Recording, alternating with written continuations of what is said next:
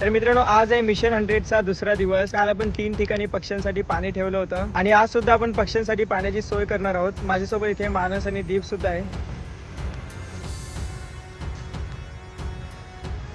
या ठिकाणी मी पक्ष्यांसाठी पियायला पाणी ठेवलंय. इथे मी टिफिन बॉक्स घेतलाय, खाली त्याच डब्याचं झाकण ठेवलंय, चारही साईडला मी सुतळ लावलंय. चला पुढच्या जागी पाणी ठेवूया. आम्ही जंगलाच्या आतमध्ये जातोय, जिथे लोकांचा सहभाग जास्त नाहीये. पावसाळ्यात ह्या जागेवरून नदी वाहते, पण तुम्ही आता बघू शकता हे पूर्णपणे सुकलंय आणि अशाच पक्ष्यांना पाण्याची जास्त गरज असते, म्हणून आपण या नदीच्या कडेलाच पाणी ठेवलंय. या ठिकाणी माझा हात पोचत नाहीये, म्हणून मला झाडावर चढावं लागणार आहे. चला, पक्ष्यांमुळे झाडावर चढायला तरी मिळालं. भरपूर दिवसांनी मी झाडावर चढलोय.